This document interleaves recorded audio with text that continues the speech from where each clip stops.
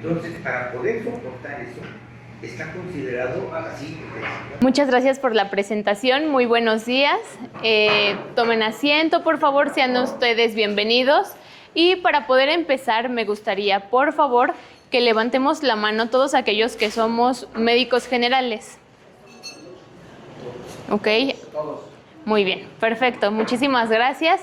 Y bueno, justamente el día de hoy, la plática que vamos a tener es más allá del colesterol LDL, el abordaje integral del paciente que vive con dislipidemia. ¿Ok? ¿Alguno de ustedes me podría ayudar, por favor, doctor, a recordar cuáles son los valores para que un paciente actualmente viva con dislipidemia? Colesterol normal 150 a 200. Ok. Y triglicéridos de 160 como promedio. Si de ahí sube, ya sospechamos. Muchísimas gracias. Actualmente se sabe que ¿alguien más tiene otras cifras? El triglicérido mayor a 150 ya es un problema para el paciente. Ok. Todavía las cifras se reducen si tiene algún factor de riesgo adicional, obesidad, la edad, el sexo, si a lo mejor la paciente es climatérica, por ejemplo, sin pensar en los riesgos metabólicos de hipertensión, diabetes. Ok, muchísimas gracias. Entonces, para que todos estemos en el mismo canal, actualmente el concepto de dislipidemia tiene que ver con cifras de colesterol total arriba de 200 y cifras de triglicéridos arriba de 150 para que lo tengamos también muy presente. ¿Ok? Ahora, lo que me gustaría empezar con ustedes es justamente cómo la mayoría de nuestros pacientes, si ustedes recuerdan tal vez al señor Pedro, a la señora Juanita, alguno de ellos tiene alguna de estas o todas las alteraciones. ¿Qué podemos llegar a presentar? Alteraciones en el perfil de lípidos, tal vez LDL elevado, colesterol total aumentado, tal vez las cifras de glucosa no están dentro de rangos normales, puede tener prediabetes, quizá ya está desarrollando diabetes, como les decía, esta hemoglobina alterada, la proteína C reactiva elevada. Entonces, nuestros pacientes están a un paso o a un borde del precipicio. Esto quiere decir que su riesgo cardiovascular es aumentado. Quizá hace mucho tiempo nosotros no identificábamos a nuestros pacientes quizá estratificados por riesgo cardiovascular. ¿Qué quiere decir esto? Hace tiempo lo que nosotros tal vez pensábamos, o hasta no hace mucho, que el paciente que vive con diabetes, lo que le voy a tratar es justamente la diabetes. Si yo tengo un paciente que tiene hipertensión arterial, yo le voy a tratar la hipertensión. Sin embargo, no somos seres que tenemos solamente una condición. La mayoría de nosotros tenemos, al menos coexistiendo, quizá diabetes, hipertensión, sobrepeso, obesidad. Todos ellos son primos hermanos. Y estos primos hermanos, cuando uno empieza a alterarse, a lo largo del tiempo, el resto lo hace también. Es un estado proinflamatorio y este estado al final lo que empieza a hacer es justamente elevar el riesgo de mis pacientes. Y tal vez ahorita pocos lo han escuchado, pero de alguna manera puede ser llamarlos pacientes o también personas que actualmente están asistiendo o que piden atención médica. Ya no solamente se les llama pacientes. Entonces, para que ustedes puedan empezar a ver que ahora se les llama consultantes, no sé si les agrada el término, pero es nueva información para que también lo tengan presente. Entonces, estos pacientes que tienen mayor riesgo, actualmente tenemos un arsenal muy completo para poder empezar a tratarlos. Si quieren, esperamos tantito para que acomodemos.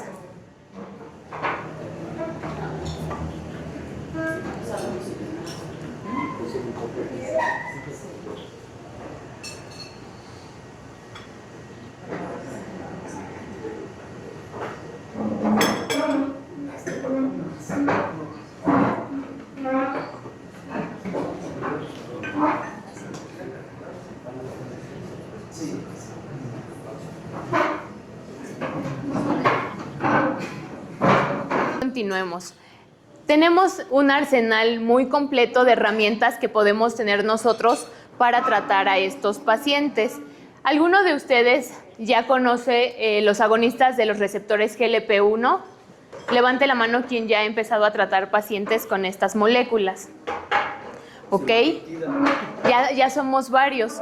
También tenemos, por ejemplo, las estatinas, que actualmente se sabe que lo que antes era quizá sí ASA para todos, ahora se sabe que es un grupo específico que en prevención primaria sí puede tener este tratamiento, pero las estatinas es ahora la protección cardiovascular por excelencia. Y este caso, si yo tengo estatina, pero mi paciente todavía no está en metas de lípidos, ya puedo agregar ezetimiba también, inhibidores SGLT2 cuando tengo pacientes que tienen daño renal, que tienen también ya a su vez proteinuria, y por tanto, pues nuevas moléculas para el tratar a nuestros pacientes. Ácido bempedoico puede ser también, clortalidona cuando tengo a pacientes con hipertensión arterial que todavía se encuentran en descontrol, principalmente en terapia triple, está muy bien indicada. Los ARA2 también y pues la medición del score de calcio. Entonces, con todas estas herramientas, nosotros estamos creando una protección para evitar que nuestros pacientes desarrollen eventos cardiovasculares. Más adelante lo vamos a platicar, pero recuerden ustedes que aquellos eventos cardiovasculares no solamente es lo único que nos puede dar esa evaluación del riesgo. Pacientes que también tienen, por ejemplo, aneurisma, se consideran pacientes de alto riesgo cardiovascular. Y solo para recordar, tengan presente ustedes que existen los factores de riesgo tradicionales, los factores de riesgo no tradicionales y existe algo adicional que se llama potencializadores de riesgo. Esto quiere decir que si nosotros tenemos ya diabetes, hipertensión, existen además condiciones como por ejemplo las mujeres que puedan tener tratamiento por tratamiento hormonal porque sus hormonas se encuentran disminuidas o en tratamiento de cáncer, también los hombres pueden tener mayor riesgo cardiovascular. Lo vamos a ir hablando más adelante. Como les decía, todo es un continuo. La fisiopatología común del riesgo cardiovascular nos está hablando que nosotros ya tenemos esa disfunción endotelial. La disfunción endotelial la estamos viendo en el sobrepeso, en la obesidad, en la hipertensión arterial, en las cifras de glucosa alterada, que puede ser prediabetes o diabetes. Y bueno, todos ellos sabemos que anteriormente se le llamaba solamente el síndrome metabólico. Lo vamos a ver en unas diapositivas más adelante, pero tenemos también actualmente el síndrome cardio-reno-metabólico o reno-cardiometabólico, metabólico-reno-cardiológico. El punto es que depende el especialista con el que ustedes estén hablando, a ellos le pueden dar la importancia de poner el primer nombre, pero el punto es que todos trabajemos en conjunto y quizá más adelante a este síndrome cardio-reno-metabólico empiecen a escuchar también el agregar toda la parte hepática. Entonces, aquí tenemos justamente mayor inflamación a través de esa disfunción endotelial, tenemos un mayor estrés oxidativo, tenemos también la hiperactividad del sistema renina-angiotensina, lo que hace que se eleve también la presión arterial en nuestros pacientes, glucolipotoxicidad, y todo ello nos va a llevar a un aumento de eventos cardiovasculares. Justamente nosotros, desde el primer nivel de atención, hay mucho que podemos hacer para evitar estos desenlaces fatales en nuestros pacientes. Ahora bien, doctora, ¿me podría decir, por favor, y a todos nosotros, cómo usted evalúa la adiposidad o el riesgo de un paciente si tiene un peso adecuado, ¿no? ¿Cómo lo evalúa en consulta? Con el peso. Ok. Sacándole el índice de masa corporal. Muy bien. Preguntando a qué se dedica, qué hace. Perfecto. Muchísimas gracias. Usted, doctora, ¿qué herramientas tiene en su consulta diaria para poder también hacer medición de este perímetro abdominal o de esta evaluación de la adiposidad? ¿Qué realiza en consulta? Pues la cinta métrica, la báscula. Ok, perfecto. Entonces, justamente todos estos elementos de riesgo empiezan con solamente tener un peso no adecuado, tener cierto grado de sobrepeso, tener cierto grado de obesidad, Y entonces lo que nosotros podemos hacer, bienvenidos, es, sí, uno, el perímetro abdominal. Sabemos que la medición del perímetro de nuestra cintura nos da un riesgo cardiovascular. Es algo muy sencillo y que tenemos al alcance todos.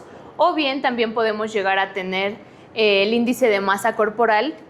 Actualmente se sabe que este puede en realidad tener ya no tanta exactitud, porque recuerden ustedes, por ejemplo, al exgobernador de California. En sus películas pues se veía súper musculoso y podía tener un mismo índice de masa corporal que alguien que tuviera mayor cantidad de adiposidad. Entonces el peso no solamente me está dando una información muy limitada, pero si yo es lo que tengo, pues también puedo hacer muchas cosas, dado que sabemos que el índice de masa corporal nos puede delimitar sobrepeso u obesidad. Ahora bien, también tenemos a la mano otras opciones como puede ser la medición por composición corporal bajo impedancia bioeléctrica. Quizá no es accesible para todos nosotros en el consultorio, pero ahora existen, por ejemplo, algunos laboratorios que también pueden dar este servicio a un precio muy accesible y ustedes solicitarlo a sus pacientes o identificar qué nutriólogos alrededor de su consultorio lo puede ofrecer y ya les da más información. Entonces esto también es muy importante para que podamos evaluar ese riesgo cardiovascular. Entonces, la primera evaluación justamente es analizar esa adiposidad general en nuestro paciente.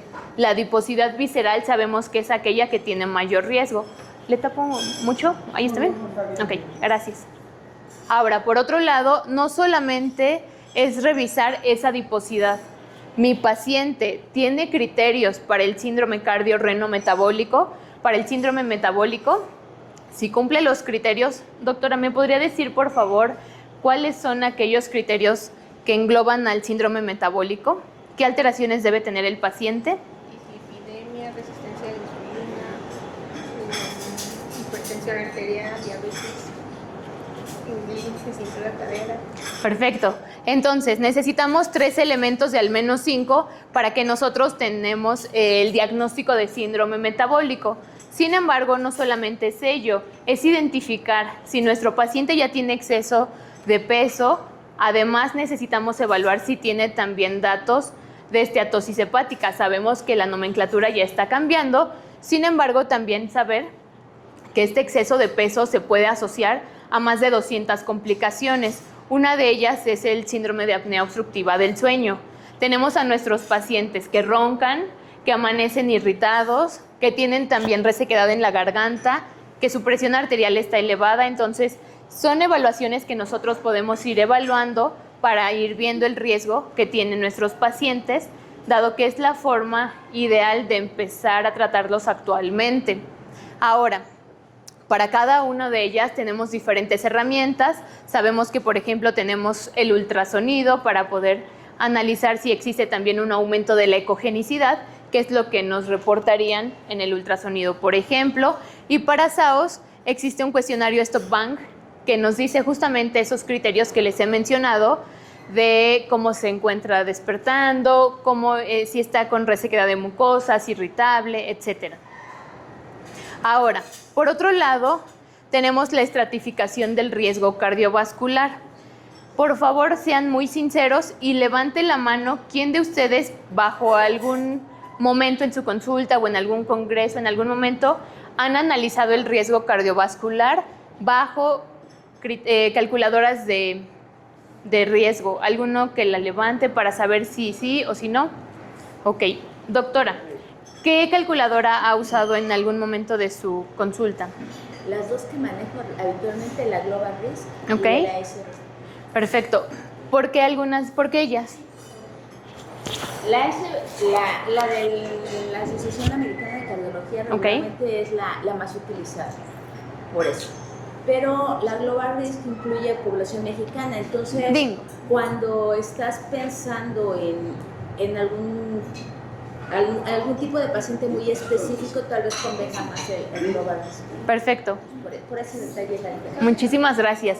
Entonces, lo primero que les invito es justamente a que ustedes empiecen a conocer estas calculadoras de riesgo. Es aquello que nosotros bajo nuestra consulta podemos llegar a tener tal vez ya los niveles de colesterol, la edad, el sexo, para identificar si mi paciente tiene un riesgo bajo a 10 años a nivel cardiovascular, si lo tiene intermedio, si está alto o muy alto.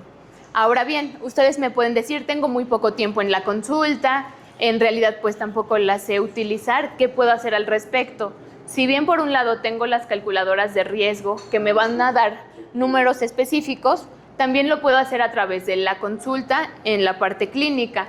Ahora bien, doctor, ¿me podría decir por favor qué elementos o qué diagnósticos usted diría este paciente ya tiene alto riesgo cardiovascular? No muy alto, alto. De acuerdo a la historia clínica y los exámenes de laboratorio, Ok. elevada, colesterol elevado, triglicéridos elevados, y aparte, por ejemplo, médicamente tiene alguna alteración metabólica, etcétera. Entonces, así como dice la del sueño, respirar, si le ponemos, por ejemplo, el oxímetro, pues no oxigena bien. Va a estar importante pues unos antecedentes hereditarios familiares, por ejemplo, enfermedad cardiovascular. Más fuerte. Ajá. Le comento que todo es principalmente basado a la historia clínica. Entonces, desde la inspección, desde que entra el paciente ya se puede dar cuenta si tiene algún riesgo cardiovascular, cómo se sienta, cómo respira. Si ya le hace exámenes de laboratorio, va a encontrar alterados los lípidos, los triglicéridos, la glucosa. Si lo revisa, va a tener presión elevada. Si le checa glucosa, va a tener glucosa elevada. Entonces, aparte, pues ya lo interroga, etcétera, tiene disnea, apnea de sueño, etcétera. Ese es un paciente que tiene alto riesgo cardiovascular.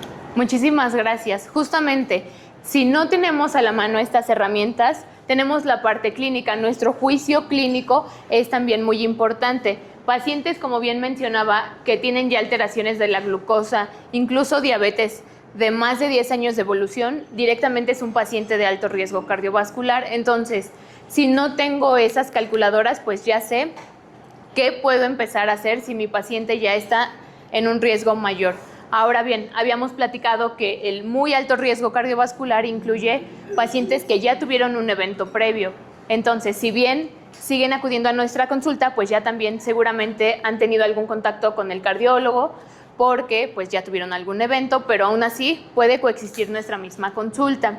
Ahora, también como les mencionaba, si por otro lado tenemos las calculadoras de riesgo, les comento que en este año las nuevas guías de lípidos también mencionan la escala PREVENT. Esta escala PREVENT menciona también riesgo incluso a más tiempo, hasta 20 años, e incluso también maneja pacientes jóvenes.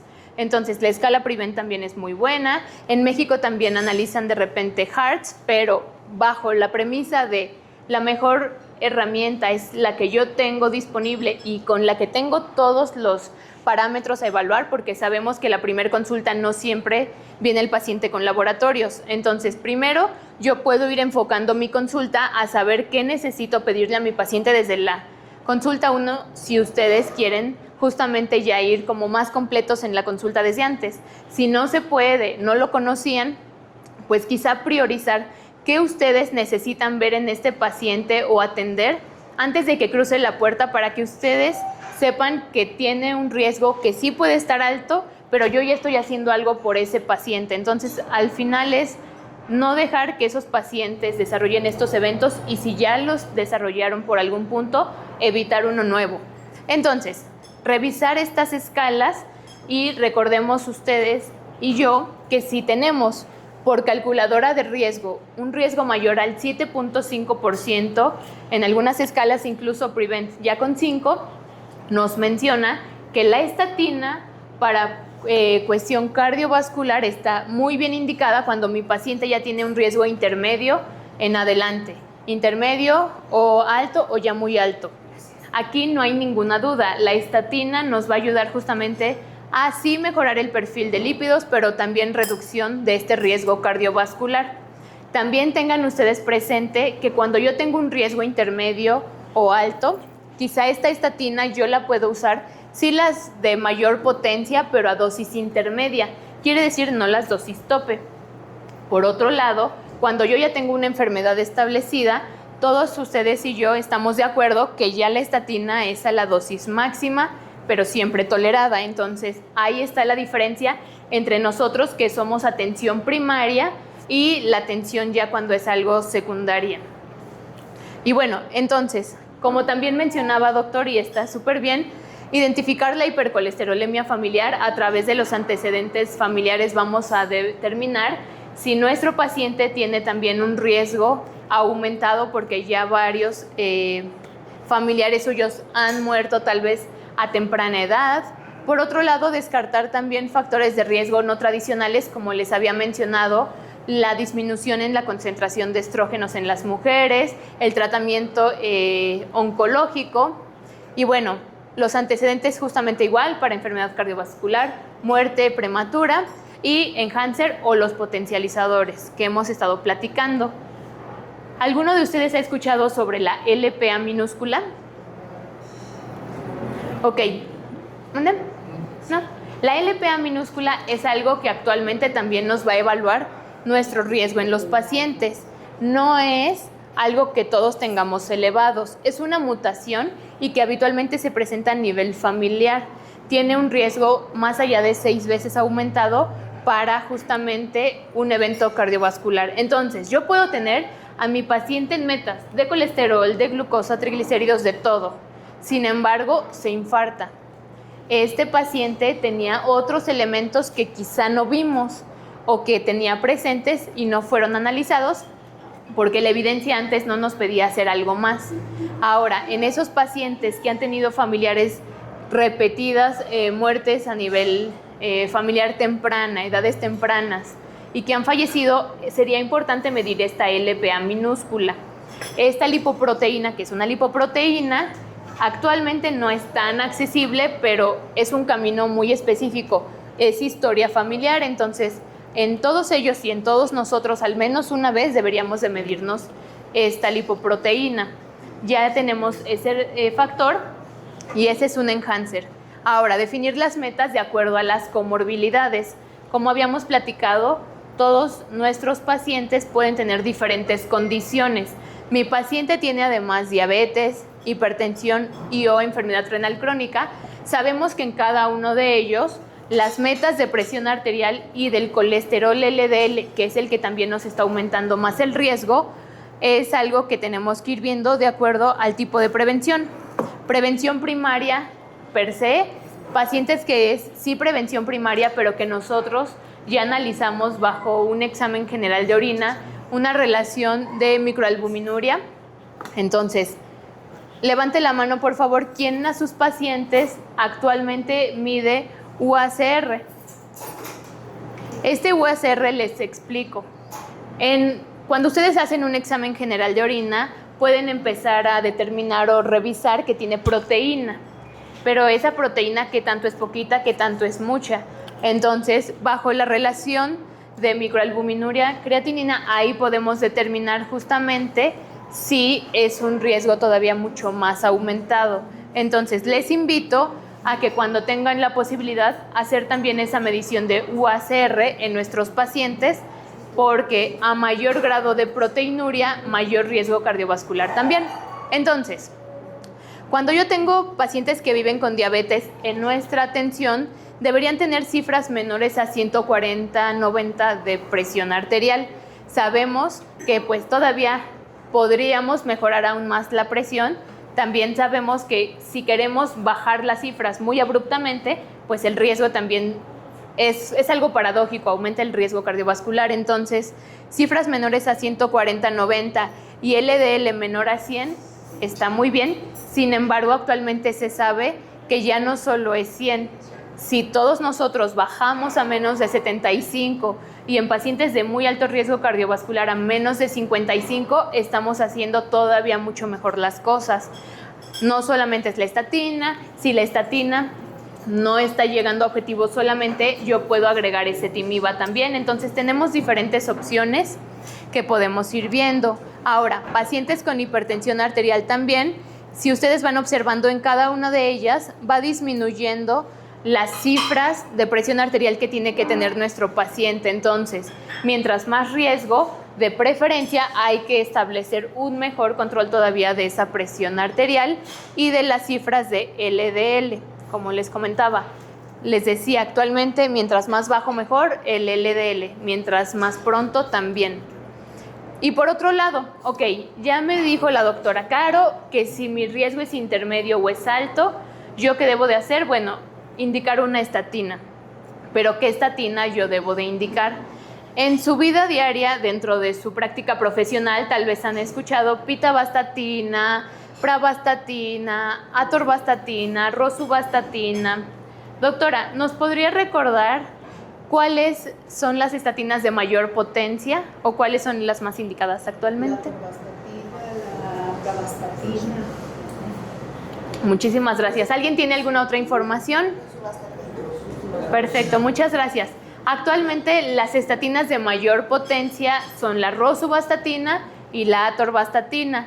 Y les decía que las podemos utilizar no a dosis tope en prevención primaria, sino desde la dosis intermedia, que sería la mitad de esas dosis máximas, para que empiecen ya a ver un beneficio. Hay demasiada información que nos dice justamente que incluso la rosuvastatina en dosis intermedias tiene mejores resultados en prevención primaria que si yo ya tengo una dosis máxima, que esa, no tenemos duda, es para prevención secundaria para evitar nuevos eventos. Ahora bien, ¿con qué intensificar? Como les mencionaba, a veces sí puede ser solamente la estatina, sin que caigamos también en la inercia terapéutica. En el caso de empezar poco a poco el tratamiento y que así se vayan muchos años del paciente. Entonces, ¿por cuánto tiempo? ¿Alguno de ustedes sabe por cuánto tiempo se debe de indicar una estatina en el paciente? Toda la vida. ¿Mandé? Son tratamientos de vida. Exacto, muy bien. Todos nosotros estamos de acuerdo en ello. Si bien en algunas ocasiones, desafortunadamente, estamos bajo criterios administrativos en los que hay, no hay, que el paciente lo adquiera, que no lo adquiera, sabemos que de preferencia lo tienen que tener siempre, porque justamente lo que queremos es estabilizar esa placa de colesterol o de ateroma que puede tener el paciente. También sabemos que disminuye la inflamación, entonces la estatina es algo que debe de estar sí o sí incluido en nuestros pacientes siempre y cuando no tengan tampoco intolerancia a las mismas. Sabemos que quizá alguno de ustedes ya ha tenido algún paciente con intolerancia sus pacientes a las estatinas, pero hay que revisar que primero sería a una estatina, hay que verificar si también es a otra estatina y lo que podemos hacer es justo disminuir esa dosis. Por eso es importante las dosis si es máxima tolerada cuando no es la dosis máxima, solamente la dosis que mi paciente puede pues realmente soportar. Si sus efectos adversos son muy incapacitantes, hay que analizar esa parte y hacer el intercambio. Pero el beneficio de tener una estatina es mayor que el riesgo. Sí hay casos particulares, pero como ya les comenté, pues el paciente inmediatamente de que empiece el tratamiento siente estas molestias y es algo que podemos evaluar muy rápido. Ahora bien, no solamente es la glucosa, es el peso, son los triglicéridos. Todos estos son elementos que nosotros de preferencia tendríamos que haber visto alguna vez por lo menos en nuestros pacientes, pero no solamente los pesamos una vez en nuestra consulta, los vamos pesando subsecuentemente, les hacemos laboratorios también frecuentemente. Entonces, observen ustedes, por ejemplo, lo que les mencionaba de la circunferencia de cintura aumentada. Ese ya es un riesgo cardiovascular establecido, que aquí en este caso 102 para hombres, 88 para mujeres, pero la mayoría de nosotros quizá ya tienen más allá de esto y nuestros pacientes también. Entonces, nosotros por vivir como médicos ya tenemos riesgo cardiovascular. Habitualmente, cualquiera de nosotros tendría que tener algo que se llama prevención primordial a nivel cardiovascular, pero ya tan solo ese factor y el estar estresados en nuestro día a día hace que más bien estemos en prevención primaria, que es aquella prevención en la que ya existen factores de riesgo y quiero evitar una enfermedad establecida. Por otro lado, la presión arterial elevada. Los invito a que siempre tengan entre su equipo médico medición de la presión arterial, la cintura también, si les es posible medición capilar, sino pues bajo sus laboratorios, pero que tengamos esas herramientas para evaluar al paciente y que no sea solamente el hecho de, ay, no lo tenía, algo que el paciente se vaya sin medirle la presión. La glucosa en ayuno. Tengan ustedes presente que aquí menciona 110, sin embargo, las guías actualmente se sabe que las cifras alteradas de glucosa van arriba de 100 en ayuno. Entonces, para que tengamos el mismo concepto también, prediabetes es una hemoglobina glucosilada arriba de 5.7 y hasta 6.4. Cuando yo ya tengo una hemoglobina glucosilada que nos determina los últimos 3 meses de mi glucosa, estamos entonces pues en esas cifras hasta 6.5, que ya es diabetes. O bien cifras en ayuno arriba de 126 miligramos por decilitro es diabetes. O en cualquier otro momento del día cifras arriba de 200, para que los tengamos presente. Antes eran cifras más altas y seguramente les tocó a varios de ustedes en la consulta. Sin embargo, hubo varios estudios que determinaron, si yo tengo cifras más altas de glucosa y hasta ese momento determino que alguien vive con diabetes, entonces las complicaciones van a llegar mucho más rápido. Por eso cada vez estamos siendo más estrictos en nuestras cifras. Y bueno, por otro lado tenemos también, como les mencionaba, la lipoproteína de baja densidad elevada, el LDL. Todos nosotros, o un gran porcentaje, tenemos colesterol protector bajo también, porque es una de las características de nuestra población. Pueden haber excepciones, que alguno de nosotros tengamos combinación de otra población europea, etcétera, que nuestras cifras no estén igual que los demás, pero también es un factor. La lipoproteína A minúscula elevada, como les mencionaba, arriba de 50 miligramos cuando se analiza, es lo que nos está dando más riesgo. Pero en esta medición actualmente todavía no están tan disponibles medicamentos para que puedan tratarlo. Todavía siguen siendo caros, pero para que lo tengan presente. Los triglicéridos elevados, arriba de 150, sabemos que habitualmente los tratamientos también los empiezan a tratar mucho más específico cuando estos llegan arriba de 500, pero sabemos que mientras tengamos todo más controlado, ese riesgo está siendo menor. La lipoproteína, como les decía, protectora, o el colesterol protector bajo, la proteína C reactiva elevada. Cuando nosotros tenemos cierto grado de sobrepeso u obesidad, esta proteína también puede estar un poco más elevada. Sin embargo, sabemos que cuestiones inmunológicas todavía le elevan más, para que tengamos siempre presente que no necesariamente, pues, por el hecho de parecer saludables y tener ya cierto grado de sobrepeso u obesidad, no es un factor de riesgo también para esa proteína. El filtrado glomerular. Levante la mano quien ha visto en sus consultas filtrados arriba de 100.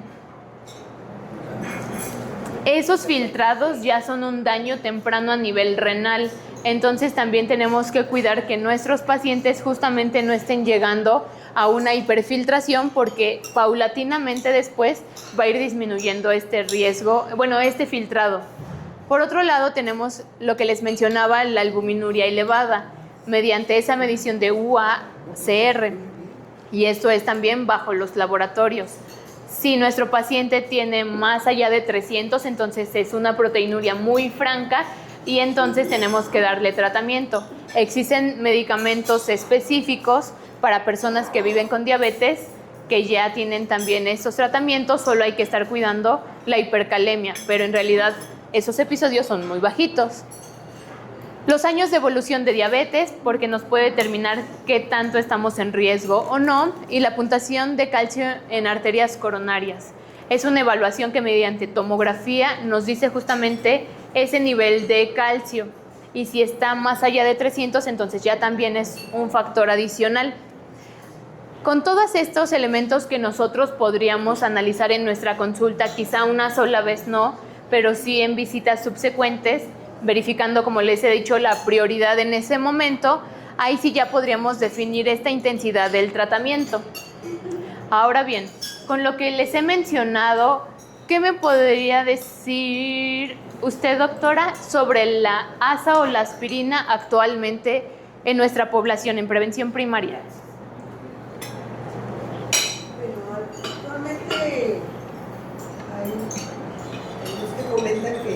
que ya no es necesario el LASA, pero anteriormente sí que nos ayuda a prevenir la coagulación del virus. Muchísimas gracias.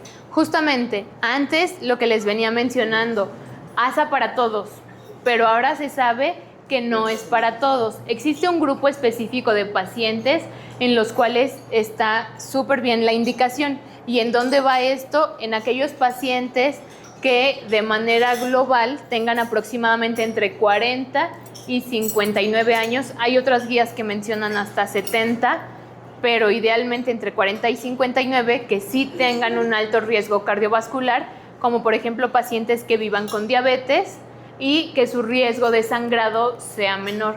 Entonces, alto riesgo cardiovascular, bajo riesgo de sangrado y este grupo de edad sí es un tratamiento que podemos indicar.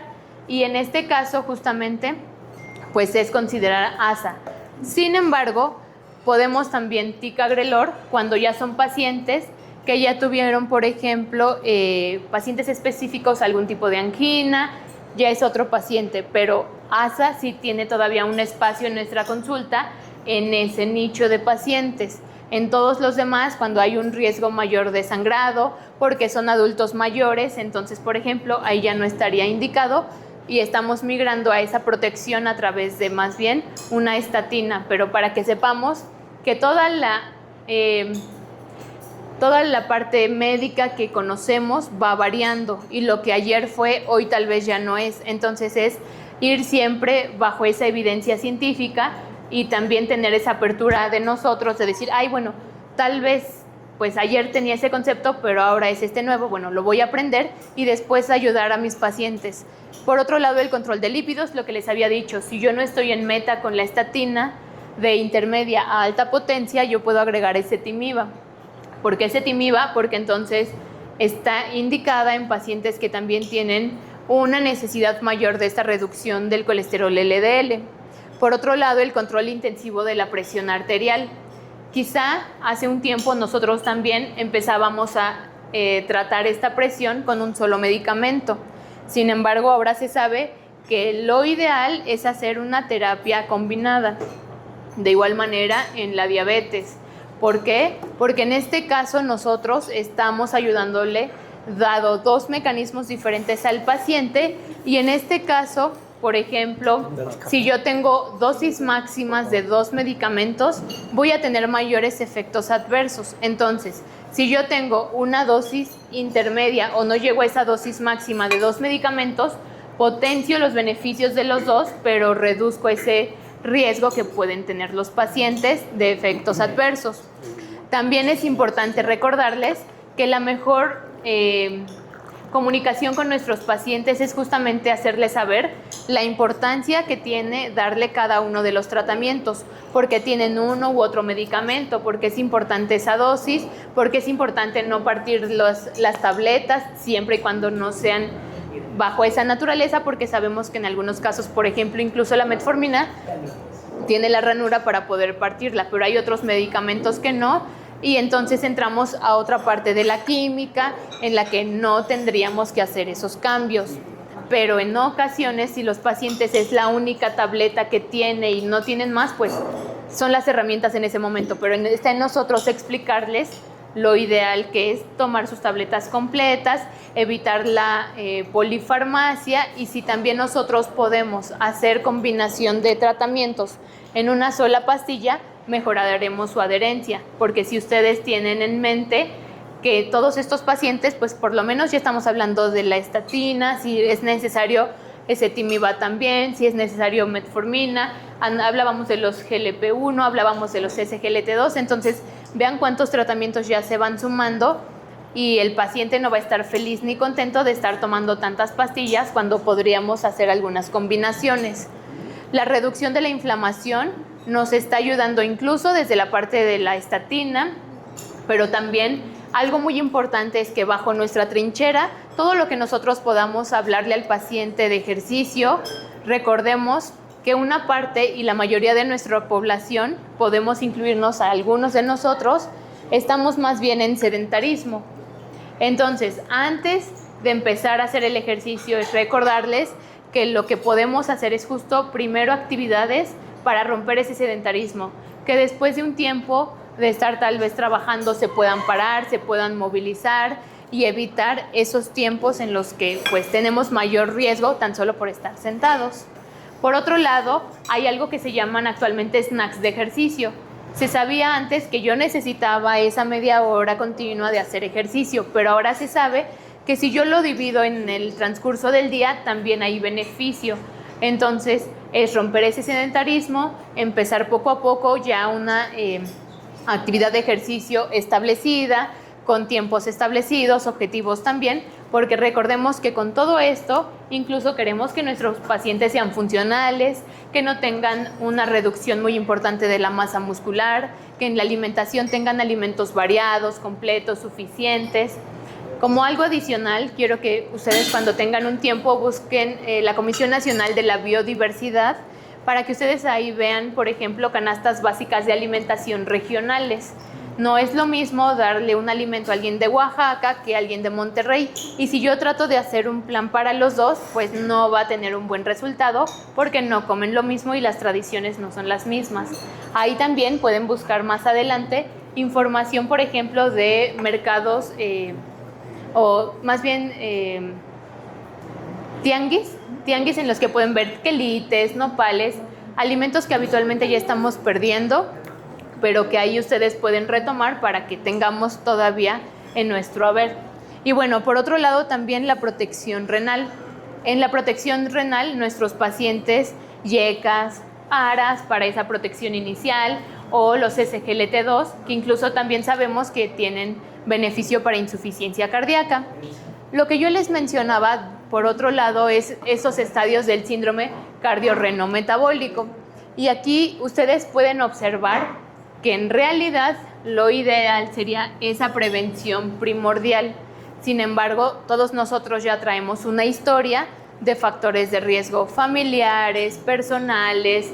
Sabemos también que la parte social incluye e influye mucho en todo nuestro desarrollo de estas enfermedades. Estos estadios nos resumen muy bien en qué momento podemos encontrar a diferentes pacientes o incluso al mismo. El primero de este estadio es ese exceso de tejido adiposo o disfunción endotelial. Yo puedo tener sobrepeso, obesidad, esa obesidad abdominal o empezar a tener cierta intolerancia a la glucosa. Y en este caso, entonces, yo puedo tratar de evitar y regresar a mi paciente con los 8 esenciales del cuidado cardiovascular, que incluye dormir bien, hacer ejercicio, alimentación, etcétera, monitoreo de la presión. Por otro lado, si ustedes observan, habitualmente, díganme por favor si creen que en el estadio 1 o en el estadio 2 encuentran a sus pacientes en su consulta. ¿En qué está? Alguien levante la mano quien dice que en el estadio 1, en el estadio 2, en el estadio 3. Ok, la mayoría ha levantado la mano para el estadio 2. Y en el estadio 2 es lo que les decía de la visión que teníamos a veces por separado. El paciente vino por hipertrigliceridemia, bueno, voy a tratar la hipertrigliceridemia, pero es analizar justamente todo en conjunto ese síndrome cardiorrenometabólico. Por otro lado, mi estadio 3 es cuando yo ya tengo una enfermedad cardiovascular, pero esta es subclínica. ¿Por qué? Porque tengo mi score de calcio que tal vez es más alto, porque ya tengo una aterosclerosis que es de grandes vasos y tiene varios vasos alterados. Y por otro lado también insuficiencia cardíaca subclínica, lo que les había mencionado que un riesgo cardiovascular muy alto son también aneurismas. Y bien el estadio final, que es el estadio 4, enfermedad cardiovascular aterosclerótica ya establecida. Infartos, la aterosclerosis en la que ya tenemos también, por ejemplo, algún tipo de insuficiencia, fibrilación auricular, que es muy presente o muy frecuente en la población. Por otro lado, sabemos que no solamente es el hecho de tener colesterol y triglicéridos altos, sino es saber también qué tipo de lipoproteínas yo tengo en el cuerpo, conociendo que la HDL tiene principalmente ApoA, que es mucho más saludable, y que los remanentes, por ejemplo, de estas moléculas entonces nos están llevando a que también tengamos más riesgo. Cada una de ellas sí tienen diferentes composiciones de triglicéridos y colesterol. Y estas principalmente están asociadas a diabetes, a síndrome metabólico y a una resistencia a la insulina. Recordemos que la resistencia a la insulina es esa necesidad de cada vez necesitar más cifras o mayor requerimiento de insulina para bajar la misma cantidad de glucosa. Eso es la resistencia. Ahora bien, aquí el día de hoy estamos hablando principalmente sí de dislipidemia, pero ya ven que es todo un conjunto. Vean ustedes, por favor, que al menos 6 de cada 10 mexicanos tienen alguna forma de dislipidemia.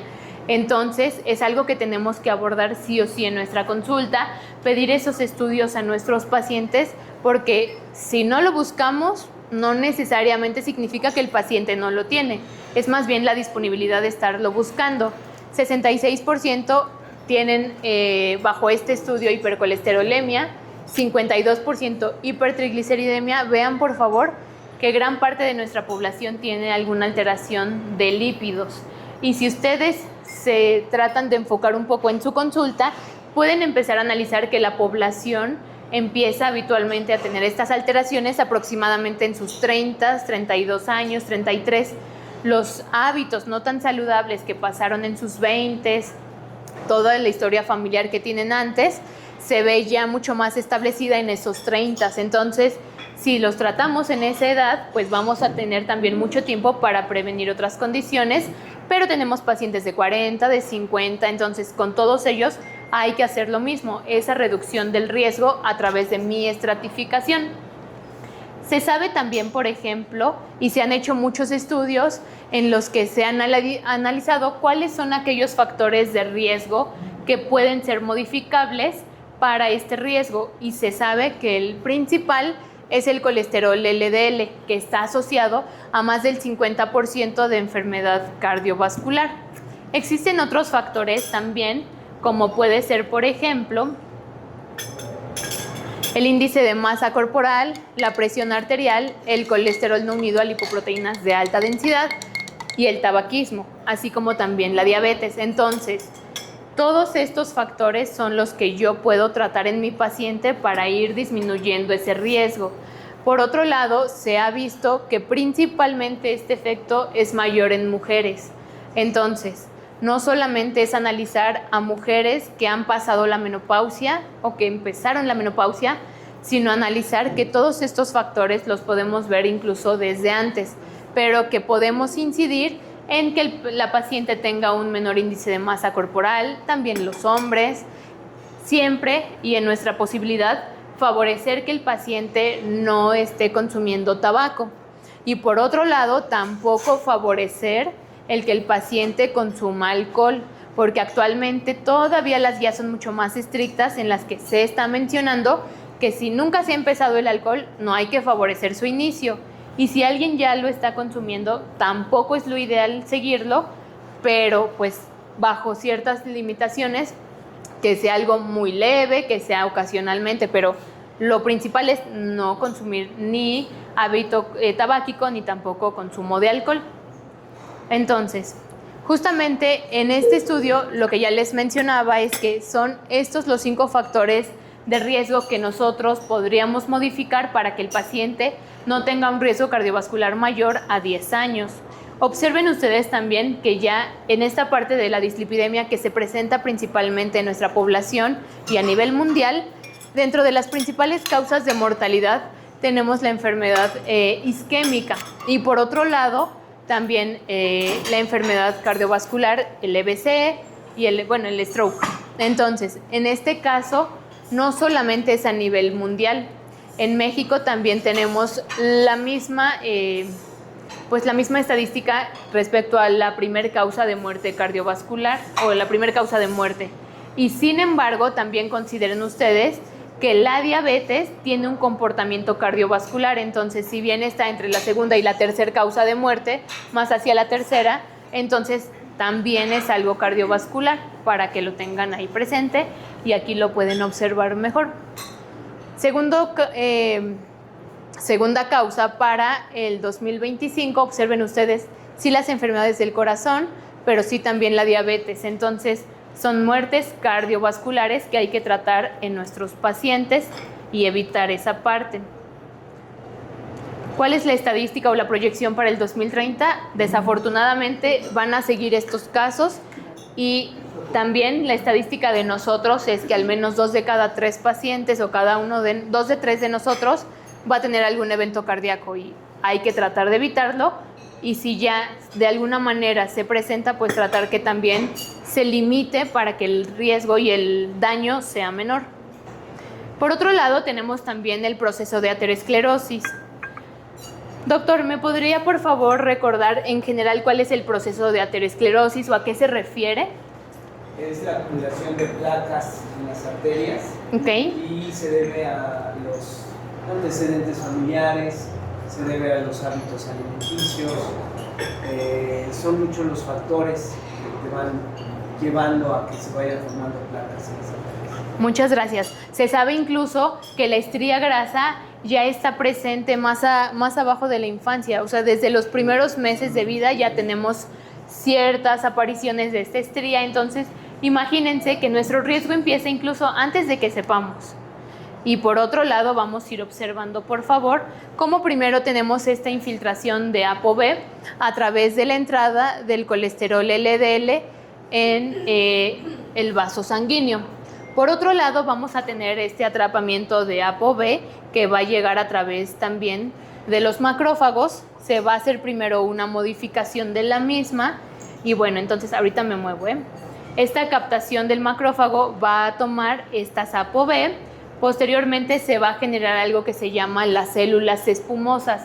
Consideren ustedes que todo este proceso es un proceso que está inmerso con interleucinas proinflamatorias. También tenemos, por ejemplo, factor de necrosis tumoral, factores procoagulantes. Es todo un punto para que al final podamos desarrollar un evento cardiovascular y es algo que tenemos que tratar de evitar. Pero en este caso también tenemos justo la aparición de esa estría grasa, la placa y posteriormente la ruptura. Cuando yo ya tengo esa ruptura, posteriormente obtengo un trombo y ese trombo va a tener un evento clínico. Entonces, si yo le indico al paciente y le inicio una estatina, entonces estoy favoreciendo que incluso esa pues ya placa de aterosclerosis esté mucho más fija. Y se ha visto que puede haber una pequeña o una reducción. Entonces, si yo ya tengo reducción y además fijo esa placa, estoy haciendo todavía una posibilidad menor de un evento cardiovascular. Ahora bien, es también importante recordar y analizar que en ocasiones nuestros pacientes, dado que tienen mayor edad, que sus síntomas pueden ser un poco vagos, pueden estar ante angina, por ejemplo, y nosotros pensar que puede ser algo tal vez como un acidez o que puede ser reflujo. Entonces recuerden que nuestros pacientes después de los 40 años necesitan también una valoración al menos por un electrocardiograma, que también ya cirugías requieren una valoración cardiológica, para que podamos tener también ese arsenal en nuestro día a día. Aquí es donde queremos tratar de incidir tanto en el uso en su momento de una estatina, como también evitar los eventos con ASA cuando es posible. Ya les había mencionado que existen factores que son directamente causales de este riesgo cardiovascular, como es el colesterol LDL, como puede ser también el tabaquismo, la diabetes, la hipertensión. Pero también tenemos, por ejemplo, factores que pueden ser espectadores, como se ha visto la proteína C reactiva. Todavía se requiere mayor información para delimitar específicamente esa relación causal, pero sí o sí no hay duda con el colesterol LDL, la diabetes, la hipertensión. Y bueno, como les había mencionado, todo esto viene de la mano de inflamación. No solamente es el hecho de que tengamos esas placas de colesterol, también es muy importante saber cuántos años ha tenido el paciente estas placas. Existe algo que se llama la carga acumulada del colesterol LDL y esto nos dice que mientras más años yo tenga con estas placas, entonces esa carga es mayor. No solo es la placa, es la cantidad y es la distribución, que ahorita lo vamos a ver. Existen estudios, por ejemplo, como el estudio PESA en pacientes entre 40 y 54 años de edad, que nos menciona que en hombres y en mujeres el riesgo va siendo mayor mientras yo tenga más sitios vasculares con aterosclerosis. ¿Por qué? Porque si ustedes también lo analizan un poco, primero, si yo tengo niveles más altos de colesterol, de triglicéridos, se van a ir principalmente a nivel sanguíneo. Después van a tratar de buscar también sitios a donde resguardarse o a donde guardarse. Y esos lugares van a ser sitios ectópicos en los que podemos encontrar grasa. Esa grasa también puede estar, por ejemplo, alrededor del hígado, lo que les decía, del aumento de la ecogenicidad, alrededor del corazón. Entonces, son factores que hay que tener también presente y que la mayoría de nuestros pacientes tienen más de 2 sitios o 3 con esa aterosclerosis. Observen ustedes que los principales sitios son a nivel de las arterias carótidas y las arterias iliofemorales. Incluso quizá alguno de ustedes pueda tener presente algún paciente que empieza con datos un poco de hipoxia, un poco también de deterioro cognitivo cuando sus arterias carótidas están muy obstruidas, porque hay pacientes que pueden tener justamente estas arterias obstruidas, pero todavía no tener un procedimiento y asistir a la consulta habitualmente. Se analiza por estudios de imagen, Doppler, etcétera, pero también es una cuestión clínica que hay que estar evaluando. Y entonces, aquí esa conclusión nos dice que entre 40 y 54 años de edad, la aterosclerosis subclínica es del 63%.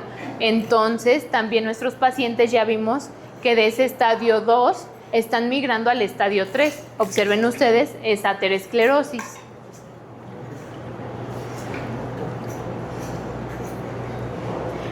Les había comentado también al inicio de esta charla que tenemos esos factores de riesgo tradicionales, los no tradicionales, y tenemos el riesgo residual. Esa pequeña respuesta al por qué mi paciente, después de yo tenerlo aún en metas, tuvo un evento cardiovascular, o también no solo él, sino alguien más en su familia, a pesar de haber sido el más saludable. Entonces, es un factor que yo no lo había controlado todavía, o que todavía no tengo el tratamiento específico, y nos puede dar ese riesgo residual. ¿Qué nos puede dar ese riesgo residual? El colesterol LDL, la lipoproteína minúscula, como les mencionaba, los remanentes de las lipoproteínas y la inflamación. Entonces, observen todo lo que nosotros tendríamos que estar analizando siempre en nuestra consulta para justamente evitar que los pacientes lleguen a eventos que no deseamos. Entonces, si ustedes observan, pues no solamente es tratar las cifras de glucosa, las cifras de presión y saber que eso está en rango, sino darle más allá al paciente para que tenga una mejor respuesta. Gracias. Un segundito. Espero que su desayuno esté siendo muy rico. Sí, gracias. Ahora, esta lipoproteína minúscula es un factor de riesgo independiente fuerte y, como ya les he mencionado, probablemente causal de estas cuestiones cardiovasculares, que no siempre está presente, pero es algo que eleva el riesgo.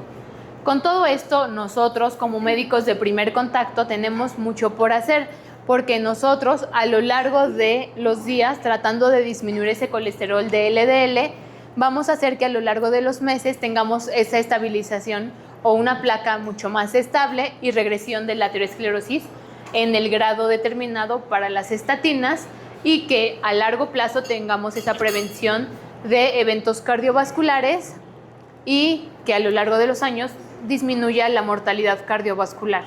No les digo que no vaya a pasar en sus pacientes, pero que sean los menos, o que tengamos tal vez mucha más calidad de vida y que también pues puedan ser menos pacientes de todos los que ustedes llegan a ver.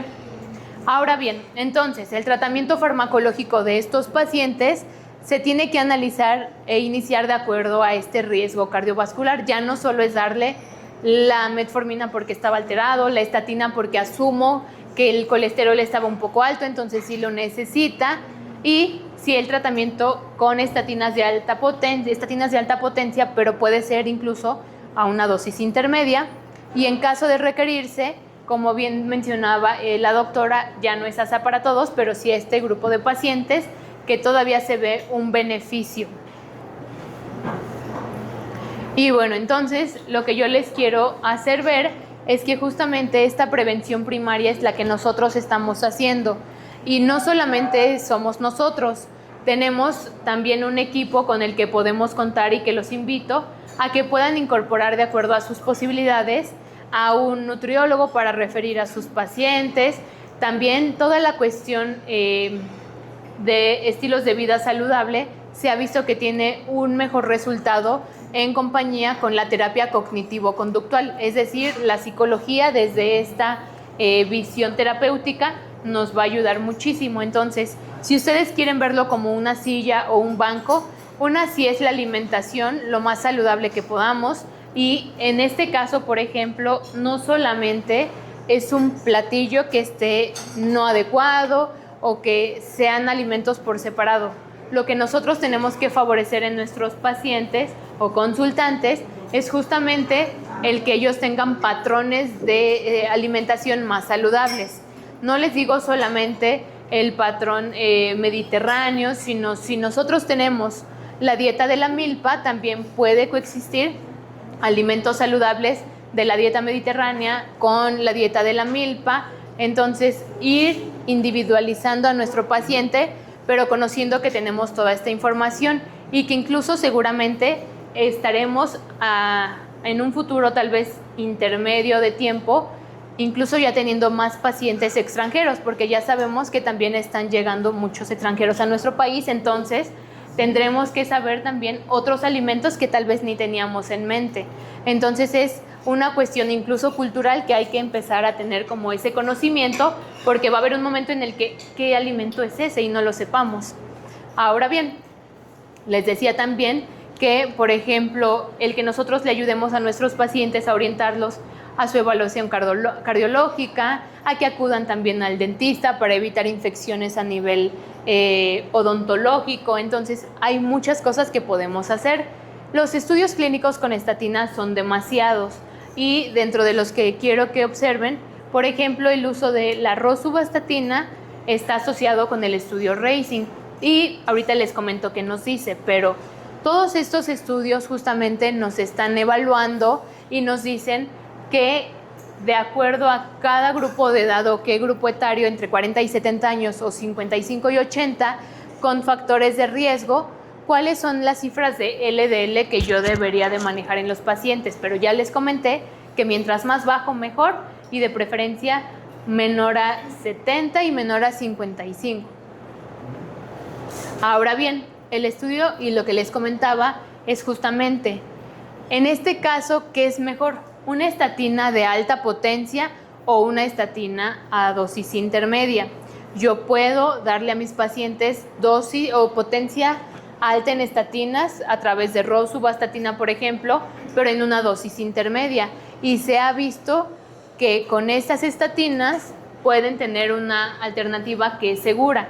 No siempre necesitamos llegar a esas dosis máximas, porque sabemos que los pacientes podrían tener muy poquitos, pero alteraciones a nivel dolor muscular, elevación de las enzimas hepáticas. Son muy pocos pacientes, pero hay que tenerlo también presente.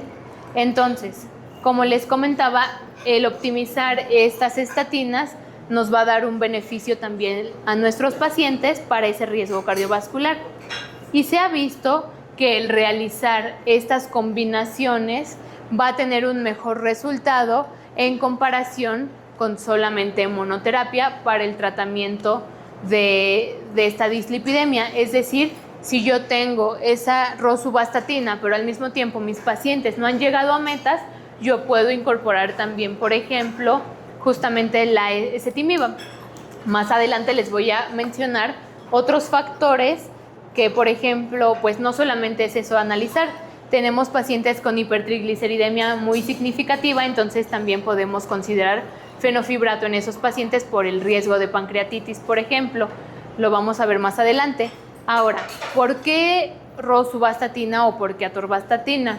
Se ha visto que en esa dosis intermedia la rosuvastatina tiene una reducción más allá del 46% en esta reducción del LDL en comparación con la atorvastatina.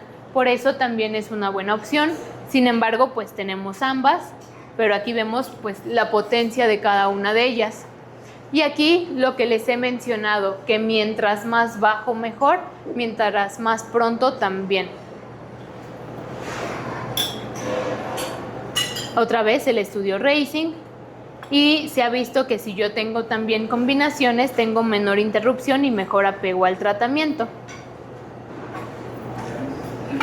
Ahora, también existen nuevos estudios, como por ejemplo este estudio, el estudio EZPAVE, en el que se han analizado otras moléculas y se ha visto que el llegar a tratamiento mucho más intensivo nos va a ayudar a reducir todavía más ese riesgo y tener mejor protección a nuestros pacientes. Ok, entonces, ahorita también lo que les decía, que el uso de estas estatinas de alta intensidad, pero a una intermedia función, en combinación con ezetimiba, es una forma correcta y sí está optimizada para el tratamiento de la dislipidemia en nuestros pacientes.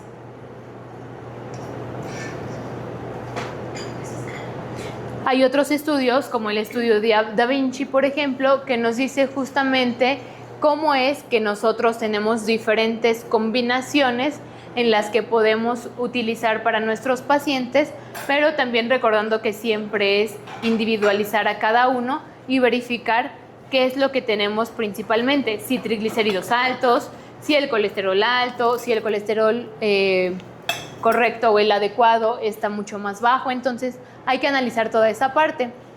Anteriormente se analizaba también el score 2, el score 2OP, pero les comento que actualmente está la escala Prevent, la escala Hearts, que también se ha analizado en nuestra población o que la están favoreciendo a través de PRONAM también, que es algo que los invito a que revisen las guías PRONAM. Y bueno, entonces, con todo ello se reafirma que lo que nosotros tenemos que hacer es sí llevar al paciente a metas de peso, sí llevarlo a metas de la glucosa, a las metas del colesterol LDL. Estos objetivos más bien se intensifican y pues tratar también de analizar esos modificadores de riesgo para que yo sepa si mi paciente realmente está en un riesgo intermedio o migró a un riesgo más alto. Y observen ustedes que si nosotros vamos analizando el tipo de riesgo de nuestros pacientes, pueden llegar a tener incluso esa intensificación más necesaria del colesterol LDL. Ahora bien, ya habíamos visto que nuestros pacientes no solamente es el uso de estatina, ni tampoco de ezetimibe. Si el paciente ya está en alto riesgo cardiovascular, sí lo puedo utilizar, pero si todavía no tengo una reducción más allá del 50% o no estoy llegando a metas, puedo incluir PCSK9 también o ácido bempedoico, que como les comento todavía no están disponibles para todos, pero son esas herramientas que también tenemos disponibles. Y si en algún punto ya tenemos esa reducción, ahí ya no se necesitaría hacer mayor terapia, sin embargo sí darle seguimiento al paciente. Por otro lado, también cuando ya el paciente está con muy alto riesgo cardiovascular, ahí sí determinar también si se requiere PCSK9 o algo mucho más establecido.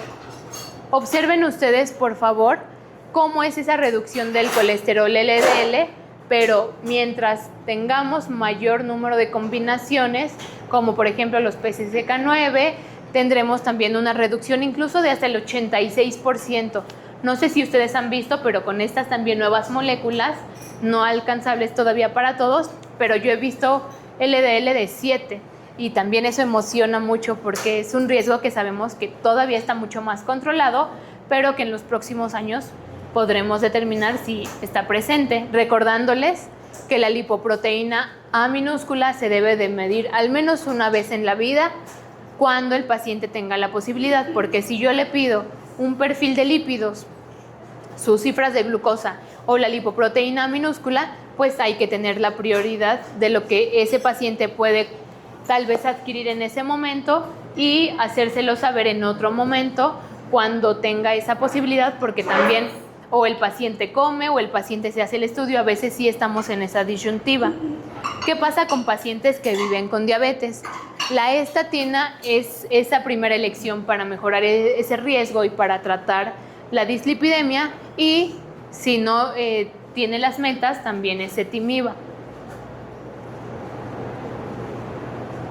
Ahí otra vez las mediciones de LDL y hasta dónde llegamos. Y bueno, lo que les mencionaba, en pacientes que por otro lado ya han tenido un evento cardiovascular, un infarto, no es ninguna duda o no hay ninguna duda que sí tienen que tener estatinas, que como bien mencionan todos ustedes es para siempre, pero a dosis máxima o a las dosis totales. Ya después, bajo evaluación también cardiológica, si determina el cardiólogo hacer reducción, ya será otro tema, pero siempre hay que tener presente que nuestra consulta no tiene que estar ni peleada y que podemos colaborar también con el cardiólogo y con otros especialistas teniendo una amplia comunicación cuando sea posible, pero que no trabajemos por separado. Vean ustedes, por favor, y me emociona mucho saber todo lo que ha avanzado la terapia hipolipemiante en el mundo.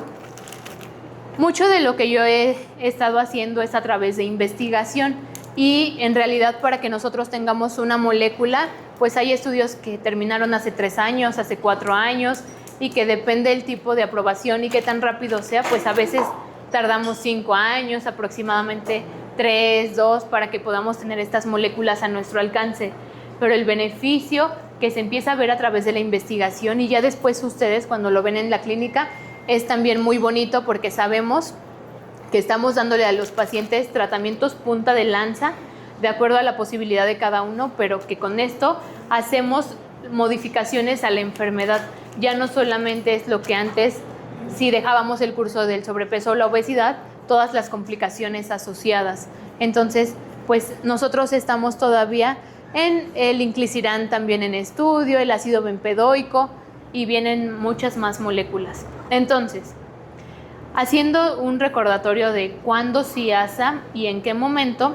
Entonces, cuando el riesgo cardiovascular está ya muy alto o ya hubo un evento cardiovascular, ASA está indicada.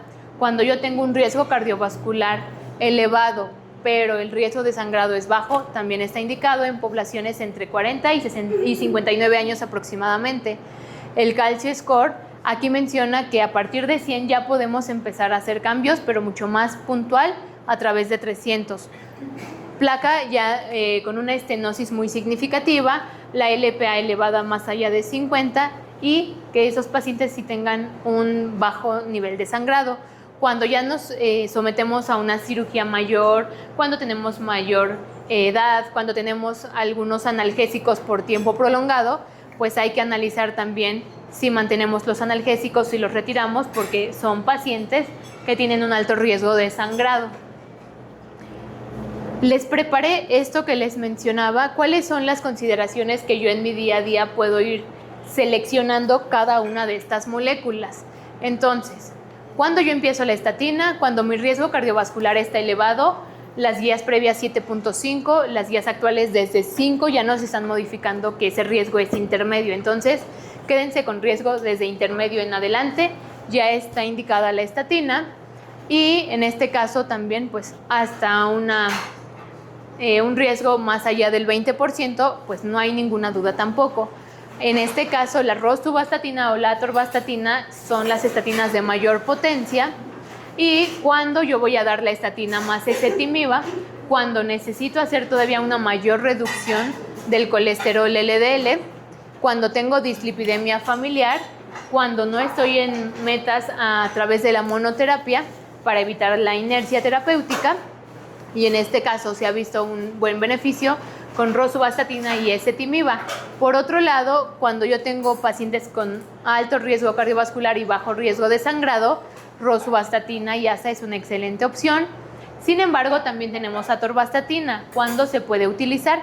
Bueno, cuando yo tengo dislipidemia que es mixta, caracterizada por hipercolesterolemia e hipertrigliceridemia, con cifras mayores a 500 miligramos, ya es algo mucho más establecido para el uso del fenofibrato. Cuando también tengo pacientes que tienen riesgo residual elevado, aquí también se puede utilizar con un buen resultado pacientes que tengan diabetes también se puede utilizar. ¿Por qué? Porque si están más cercanos a enfermedad renal crónica, tiene una menor progresión. Y por otro lado, no hay ninguna duda, estatinas a dosis máximas en pacientes que ya tuvieron un evento cardíaco y tienen la enfermedad cardiovascular establecida, está indicado. Entonces, estos son diferentes situaciones que nos podemos estar presentando en los pacientes. También me gustaría que ustedes se queden con el hecho en que un paciente puede estar migrando entre estos esquemas entre un momento y otro. Los pacientes no siempre se tendrían que quedar con un mismo tratamiento. Somos dinámicos. En ocasiones pueden empezar a presentar triglicéridos más altos, tener un riesgo más alto, de repente ya intermedio. Entonces, el punto es que siempre estemos revisando a nuestros pacientes y que no nos quedemos con una sola evaluación del riesgo cardiovascular, que posteriormente volvamos a reclasificar. Y entonces, también las conclusiones son justamente que nosotros, para poder tratar a estos pacientes, como les he mencionado, necesitamos establecer la terapia bajo un plan de alimentación. Si nosotros no tenemos esa capacidad ya, y tampoco pues somos los principales expertos en esa parte, al servicio de nutrición, la parte del cardiólogo cuando sea necesario, el oftalmólogo, etcétera. Entonces, nuestro equipo de trabajo, el personal de psicología, enfermería, y bueno, esta es la estrategia primordial para tratar la aterosclerosis. Si yo trato de alcanzar niveles más bajos de LDL, se sabe actualmente que es algo seguro, que no implica mayor riesgo a nuestros pacientes, y existe demasiada evidencia sobre eso y cada vez surge más evidencia. Y en este caso, pues desafortunadamente estamos tratando a pacientes muy tarde. ¿Por qué? Porque llegaron a nosotros ya con estos diagnósticos, con el estadio cardiorrenometabólico en estadio 2, estadio 3. Entonces, mientras nosotros podamos hacer medicina de prevención, es muchísimo mejor. Entonces, ¿alguien que tenga algún comentario, alguna duda, algo que nos quiera mencionar sobre estrategias que utilice en su consulta? ¿Alguna duda que...? Dígame. Doctora, una pregunta. ¿Cuándo es, digamos, permisivo? Cuando tienes un paciente, le mandas algunos laboratorios de rutina y ves que empieza a llevar pero poquito, ¿no? Ok. Que lo empieza a ver y es realmente poquito. ¿Hasta cuánto podríamos decir, hasta qué nivel podemos decir? Que a lo mejor no tiene ningún riesgo, ¿no? O sea, a lo mejor es un paciente, no sé, joven, 30 años y que no hay hipertensión o diabetes, no nada, simplemente ves que tiene epidemia. Ok. Y ya, ¿hasta cuánto es permisivo? Digamos, ¿sabes qué? Si puedes empezar con tu dieta, con ejercicio, bajar peso, o decir, no, si sabes que ya, si te voy a empezar ya tratamiento. Ok, ahí justamente, primero lo que haríamos es la estratificación del riesgo. Si el riesgo bajo las nuevas guías también es mayor al 5%, ya está indicada esta estatina. Pero por otro lado, en realidad mi primera respuesta también sería, no soy permisiva. O sea, si el paciente, yo ya empecé a notar que está teniendo estas alteraciones, empiezo a abordar principalmente si tuvo un apego a su alimentación, si hubo algún cambio, si viajó, si está tomando sus tratamientos, si hubo aumento de peso. Entonces, toda acción que yo haga es parte del tratamiento. Es decir, si empezamos, porque mi formación también es la maestría en nutrición clínica, entonces empiezo un plan de alimentación. Si el plan, analizamos un recordatorio de 24 horas, ver cómo está consumiendo sus alimentos, se hacen modificaciones al plan, se analiza el ejercicio que está realizando. ¿Por qué? Porque sí, las primeras intervenciones que yo puedo hacer son justo en estilo de vida saludable, pero ese riesgo cardiovascular y el uso de estatina a través justamente de esas cifras y que sea mayor al 5%. Entonces, también analizar si tenemos factores de riesgo o esos potencializadores para determinar más allá, pero no me gusta tampoco ser justamente como permisiva, porque cuando empezamos eso de ser permisivo, justo el paciente, me han llegado demasiados que dicen, es que me han dicho que tengo cifras altas, pero yo siempre les pregunto, ¿pero altas arriba de rango o altas limítrofes dentro de rango? O sea, a veces no llegan con esa información y solamente sabemos que han estado altas, pero altas hace 5 años, hace 10 años. Entonces siempre trato de que el abordaje sea muy intensivo desde el inicio, porque lo que les he enseñado, que si empezamos ese tratamiento desde el inicio, evitamos la inercia y tenemos una mejoría. Entonces esa dislipidemia inicial se puede tratar con alimentación, con ejercicio, y al mismo tiempo empezar cuando el riesgo sea elevado y tengamos esos potencializadores. Sería mi respuesta. ¿No? ¿De qué? Yo, doctora, a mí me llamó la atención al inicio que preguntó por el uso de los GLP-1 y PPI.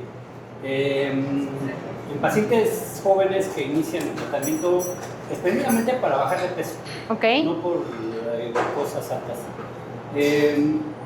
Se dice que no tienen de dejar de utilizar, digamos, las semaglutidas, que podría ser ya hasta también para toda la vida, ¿no? Entonces, si más adelante estos pacientes se supone que van a corregir su alimentación, los factores de riesgo modificables también los están... ¿Qué tanto podría ser conveniente que se diera estos GLP-1 a pacientes que están en el otro lado, digamos, ¿no? Que tienen ese factor de riesgo? Dado nada más la pregunta es de que son medicamentos que sí le causan un poco más de gasto al paciente, pero va a tener mucho beneficio. Entonces esa era mi inquietud, ¿no? ¿Por qué lo nombro como si utilizábamos o teníamos a pacientes con semaglutida, digamos? Ok, muy buena pregunta y gracias por mencionarlo. ¿Qué pasa con los análogos de GLP-1? Estos análogos tienen indicaciones específicas porque siempre también nuestro actuar se tiene que basar bajo las guías y bajo las indicaciones correctas, porque si no nosotros nos podemos meter en problemas por usarlos cuando no estén indicados. ¿Cómo se sustenta esa información? Entonces, ¿cuándo se indica? En pacientes, primero, que tienen un índice de masa corporal o evaluación de obesidad. Uno de ellos puede ser el índice a partir de 30, o bien existe desde antes índice de masa corporal mayor o igual a 27, que tengan factores de riesgo, como puede ser dislipidemia, hipertensión, otras condiciones, entonces, o complicaciones de obesidad, como por ejemplo apnea. Así que estos pacientes también pueden ser candidatos. Cuando yo tengo pacientes que su adiposidad es muy pequeña, entonces de igual manera empiezo estilos en el hábito de vida, alimentación, ejercicio, y veo si yo puedo hacer cambios solamente con eso, porque el porcentaje de adiposidad es menor. Cuando yo ya veo que tengo resistencia a la insulina, que el paciente ha tenido múltiples intentos por bajar de peso, aunque sean autoinformados, y no ha podido, entonces estos tratamientos son de gran beneficio. Se ha visto, y les cambio un poco la pregunta, ¿cuándo ustedes han pensado que si un paciente tiene dislipidemia se quita el tratamiento? No se quita. Entonces, al mismo tiempo, si yo cambio una intervención, voy a alterar el resultado. Es decir, si yo quito estos medicamentos, evidentemente, o quito la alimentación saludable o el ejercicio, va a haber una reganancia. La reganancia, primero como paciente, yo no debería dejar que lo que ya perdí, tan solo por el esfuerzo que implicó para mí como paciente, es evitar llegar a lo mismo y quizá hacerle ver a mis pacientes que si tal vez no los vi 1 mes, 3 meses, 6 meses, 1 año, que no dejen otra vez llegar a donde estaban antes. Y desde la parte médica, también hacerles ver que justamente estos cambios de preferencia son para toda la vida. Ahora bien, existen pacientes a los que también sí se les puede llegar a suspender cuando, primero, estén perdiendo demasiado peso y sea muy abrupto, y entonces ya hayan llegado a la cantidad de adiposidad, o sea, cuando ya estén en rango y sea más el riesgo de que sigan bajando de peso o que tengan otra condición al mismo tiempo, por ejemplo, incluso un cáncer, y les estoy dando ese mismo tratamiento, entonces hay cuestiones que sí habría que analizar y suspender, pero bajo la premisa de que esos tratamientos son para toda la vida, tendría que ir incluyendo también la parte de psicología, la terapia cognitivo-conductual, y no suspenderlo. Pero yo siempre les comento a los pacientes que es para toda la vida, pero que principalmente si en algún momento ellos lo tienen que suspender, que traten de llevarlo lo más que puedan, porque uno, hay instituciones de salud que ya lo dan, entonces eso nos ayuda mucho. Cuando lo están adquiriendo,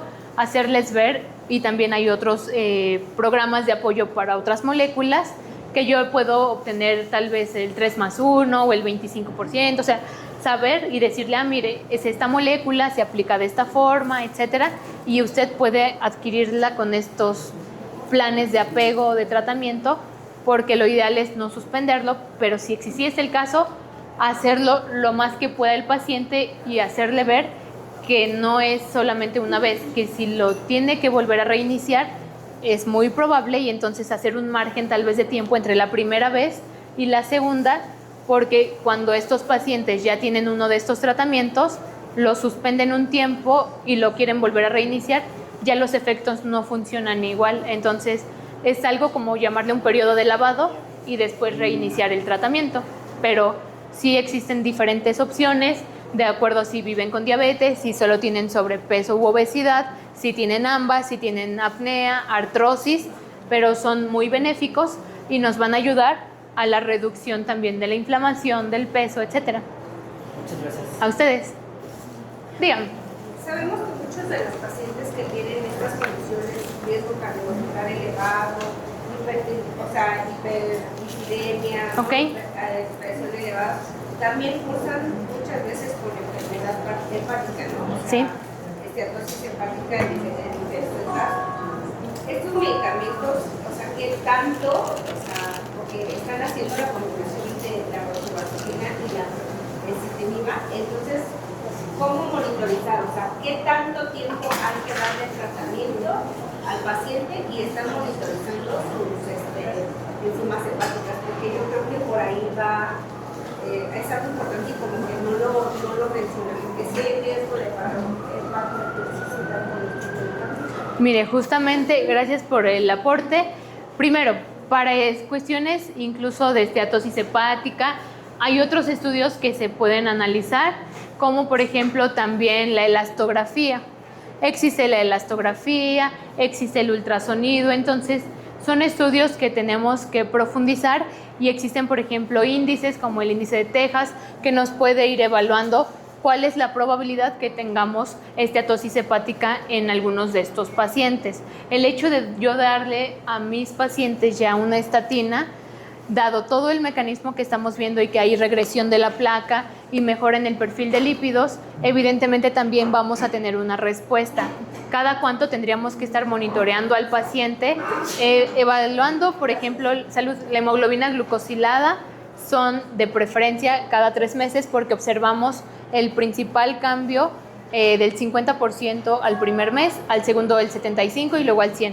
El perfil de lípidos de preferencia lo podríamos estar evaluando cada 4 meses, analizando justamente el periodo de 120 días, que es el tiempo en el que casi siempre están recambiando las células, pero sabemos que no siempre las células tienen como el mismo tiempo de vida, entonces unas empiezan, otras mueren, pero esos 4 meses, y recordando que en este caso si existiese esa hepatotoxicidad, son niveles más allá de 3 veces el valor normal. Entonces, primero revisar si tan solo haciendo la reducción de la dosis tiene una mejoría tanto en los síntomas como en la elevación de las enzimas, y ya después determinar si se tiene que suspender, porque como les mencionaba, el beneficio es mayor que el riesgo, pero si esa hepatotoxicidad continúa, pues sí suspenderla y verificar, como les he mencionado, otras moléculas como inyectables también, inclisiran, por ejemplo, para verificar y mejorar este riesgo cardiovascular.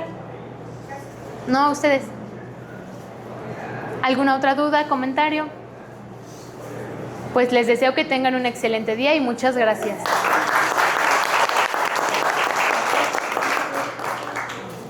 Gracias por la espera.